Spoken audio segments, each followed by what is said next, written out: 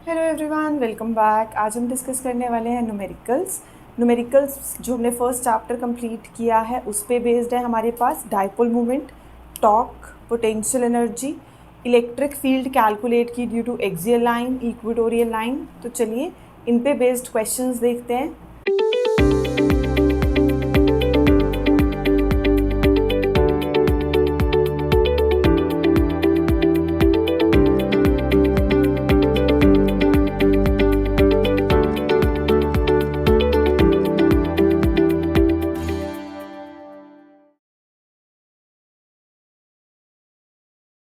अब हमारे पास question number 1, two short dipoles A and B and their movements P1 and P2। हमें पता है डायपोल मूवमेंट होती है P1 P2, दो डायपोल मूवमेंट्स गिवन है किसकी, दो शॉर्ट डायपोल्स हैं A and B and their movements P1 and P2 respectively are placed as shown in figure. तो मान लो ये हमारे पास A हो गया, ये B हो गया। Find torque on B due to A। सबसे पहले तो जनरल फॉर्मूला जो हम डिस्कस करने वाले हैं, हमने किया डायपोल मोमेंट, तो उसमें की पॉइंट्स क्या हैं हमारे पास। डायपोल मोमेंट की डायरेक्शन क्या होती है, डायपोल मोमेंट की डायरेक्शन है negative to positive. Dipole moment की डायरेक्शन होती है नेगेटिव टू पॉजिटिव। अगर हम बात करें इलेक्ट्रिक फील्ड की डायरेक्शन, तो इलेक्ट्रिक फील्ड की डायरेक्शन होती है पॉजिटिव टू नेगेटिव। इनको भी हम यहाँ यूज़ करेंगे। हमने की electric field due to axial line, तो हमारे पास शॉर्ट डायपोल, क्योंकि उसने यूज़ किया है शॉर्ट वर्ड, तो शॉर्ट के लिए, एक्सियल के लिए हमारे पास क्या आती थी, 2kp/r³। इक्वेटोरियल के लिए क्या आती थी, kp/r³। तो ये है हमारे पास एक्सियल और इक्वेटोरियल के शॉर्ट डायपोल्स के लिए। ये हम करते थे for short dipole. Short dipole means जहाँ हम लेते थे distance r is much greater than the distance a, मतलब डायपोल्स के बीच में हम 2a लेंथ लेते थे, -q + q के बीच में जो हम 2a डिस्टेंस लेते थे वो क्या है, बहुत स्मॉल है, तो इसलिए हम उसको क्या बोलते हैं, शॉर्ट डायपोल। नेक्स्ट हमें यूज़ करना है टॉर्क। तो टॉर्क हमें पता है क्या होता है, either we can write P cross E which means PE sin थीटा। Potential energy, general formula for potential energy is -P vector dot E vector.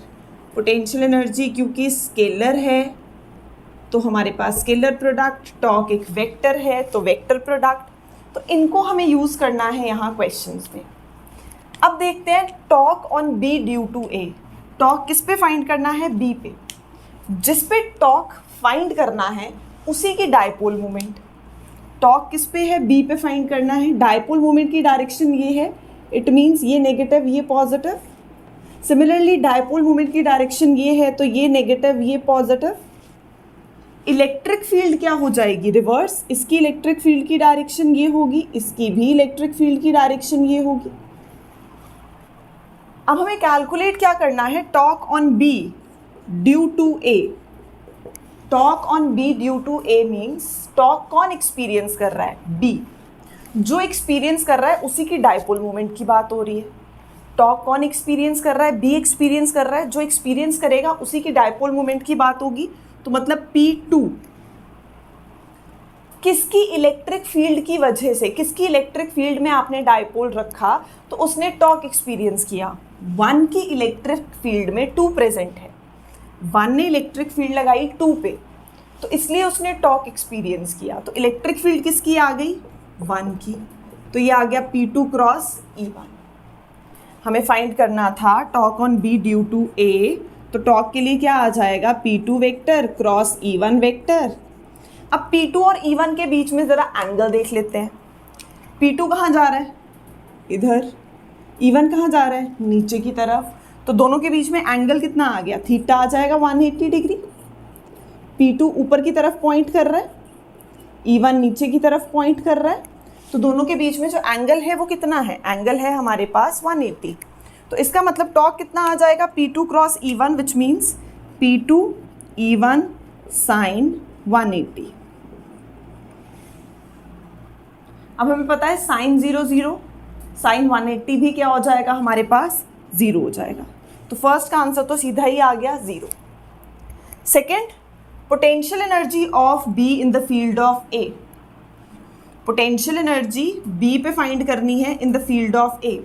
जिसका टॉर्क फाइंड करना है उसी की डायपोल मोमेंट, जिसका टॉर्क जिस पे लगा रहे थे तो उसी की डायपोल मोमेंट की बात करोगे, उसी के डायपोल की बात करोगे क्योंकि वो टॉर्क एक्सपीरियंस कर रहा था। अब सिमिलरली किसकी पोटेंशियल एनर्जी, बी की, तो डायपोल भी उसी का आएगा क्योंकि हम उसी डायपोल की बात कर रहे हैं। Potential energy of B means हम सेकेंड डायपोल की बात कर रहे हैं। तो general formula is minus P dot E, तो माइनस पी टू डॉट किसकी इलेक्ट्रिक फील्ड की वजह से, अगेन 1 की इलेक्ट्रिक फील्ड की वजह से, तो minus P two dot E 1। किसकी पोटेंशियल एनर्जी, सेकेंड की, उसी की डायपोल मोमेंट। किसकी इलेक्ट्रिक फील्ड में रखा है, 1 की। किसका टॉर्क फाइंड करना था, बी का, तो डायपोल मोमेंट उसी की खुद की हो जाएगी जिसकी आपको टॉर्क को फाइंड करना है, तो उसी डायपोल की बात कर रहे हैं। किस इलेक्ट्रिक फील्ड में रखते ही उसने फोर्स एक्सपीरियंस की, 1। सेम यहाँ अप्लाई किया minus P two dot E 1, तो क्या आ जाएगा सेकेंड में, u फाइंड करना है minus P two dot E 1। अब P2 और E1 के बीच में फिर से एंगल, P2 किधर जा रहा है, ऊपर, E1 किधर आ रहा है, नीचे। सेम, थीटा तो 180 है, तो यहाँ आ जाएगा P2 E1 cos 180। cos 180 means -1, तो हमारे पास इसकी वैल्यू कितनी आ गई, -1। तो ये आ जाएगा minus minus plus E2 E1। P2 E1 ले लिया। अब इलेक्ट्रिक फील्ड किसकी है, 1 की। इलेक्ट्रिक फील्ड 1 की जिसमें P2 को रखा है। ये रही इलेक्ट्रिक फील्ड लाइंस, ये रही इलेक्ट्रिक फील्ड लाइंस जिसमें P2 पड़ा है। 1 की इलेक्ट्रिक फील्ड में 2 को रखा, उसने टॉर्क एक्सपीरियंस किया, ये पूछा था। 1 की इलेक्ट्रिक फील्ड में 2 ने कितनी पोटेंशियल एनर्जी पोजेस की वो हमें कैलकुलेट करनी है, तो P2 E1 हो गया। अब इलेक्ट्रिक फील्ड लगानी है axial equatorial. Electric field lines हमारे पास ये जा रही हैं, हमें कैलकुलेट करना है इस पे हमें क्या कैलकुलेट करनी है, हमारे पास इलेक्ट्रिक फील्ड। तो इलेक्ट्रिक फील्ड का जनरल फॉर्मूला Kp/r³। हम यहाँ पे Kp/r³ अप्लाई करेंगे, कितना आ गया, P2 K P1/r³। तो ये आ जाएगा K P1 P2/r³। ये हमने क्या कैलकुलेट की, पोटेंशियल एनर्जी कैलकुलेट कर ली। पोटेंशियल एनर्जी आ जाएगी हमारे पास, जनरल फॉर्मूला लगाया है -PE। और सेम चीज़ हमने देखी कि हमें टॉर्क कैलकुलेट करना था, तो टॉर्क के लिए भी हमने यही चीज़ अप्लाई की। अब ये आ गई K P1 P2/r³। Third step, force calculate करनी है, force on B due to A। Force on B due to A कैसे कैलकुलेट करेंगे, थर्ड स्टेप है हमारे पास relation between force and potential energy.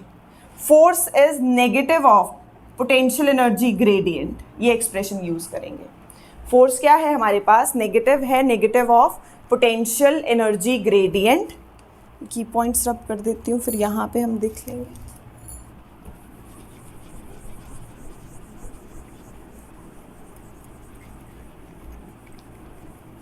तो क्या आ जाएगा, फोर्स कैलकुलेट करनी है, फोर्स विल बी -du/dr। तो मतलब डेरिवेटिव लेंगे सेकेंड पॉइंट का। सेकेंड हमने क्या कैलकुलेट की, K की P1 P2/r³। तो -K कांस्टेंट, P1 भी कांस्टेंट, P2 भी कांस्टेंट, किसके विद रिस्पेक्ट टू करनी है, d/dr। तो अंदर आ जाएगा 1/r³। जिसके विद रिस्पेक्ट टू करते हैं उसके अलावा बाकी सब कांस्टेंट्स, तो सब बाहर आ गए। ये आ गया -K P1 P2। इसको हम लिख सकते हैं r⁻³ तो d/dr ऑफ r⁻³ ये कितना आ जाएगा, -3 आगे 3K P1 P2। n को नीचे लेके आए, n की पार 1 से डिक्रीज की तो n -1 -3 -1 हो जाएगा, तो ये आ गया r⁻⁻⁴। तो मीन्स हम लिख सकते हैं 3K P1 P2/r⁴। ये क्या आ गई, फोर्स आ गई। क्या किया हमने, सबसे पहले टॉर्क कैलकुलेट किया। टॉर्क के लिए हमने PE sin थीटा लगाया। हमने पोटेंशियल एनर्जी कैलकुलेट की, minus P E cos theta लगाया, बस जो एक्सपीरियंस कर रहा है डायपोल मोमेंट उसकी किसकी इलेक्ट्रिक फील्ड में रखा है उसकी इलेक्ट्रिक फील्ड को पुट कर दो। थर्ड स्टेप हमें फोर्स निकालनी थी, तो रिलेशन बिटवीन फोर्स, ये इंपॉर्टेंट, फोर्स क्या होता है, it is negative of potential energy, negative of potential energy gradient D you by D R. तो ये हमारे पास क्या आ गया रिलेशन, जिससे हमने कैलकुलेट कर ली, हमारे पास फोर्स आ गई, क्योंकि ये थी potential energy of B in the field of A. Similarly निकालनी है force on B due to A, B का ही कैलकुलेट करना था, तो हमने उसी की पोटेंशियल एनर्जी की यूज़ किया। मान लो रिवर्स करना होता तो force on A due to B, तो यूज़ करते potential energy of A in the field of B. Next हमारे पास same two short dipoles are placed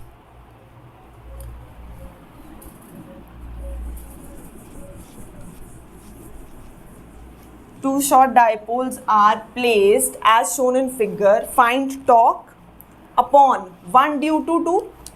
same करना है, पहले तो ये हमारे पास एक डायपोल है जो कि दूसरा परपेंडिकुलर रखा है। पहले दो लोग पैरेलल रखे थे, पैरेलल लिए हमने, अब हमने बोल दिया परपेंडिकुलर है, तो ये नेगेटिव ये पॉजिटिव, ये नेगेटिव ये पॉजिटिव, इसकी इलेक्ट्रिक फील्ड नीचे, इसकी इलेक्ट्रिक फील्ड इस तरफ, दोनों से परपेंडिकुलर हैं डायपोल हमारे पास। टू शॉर्ट डायपोल्स, शॉर्ट मतलब तो हमारे पास फिर से क्या आ जाएगा के पी बाई आर क्यूब या 2 K P by R cube. Are placed as shown in figure, find torque on 1 due to 2।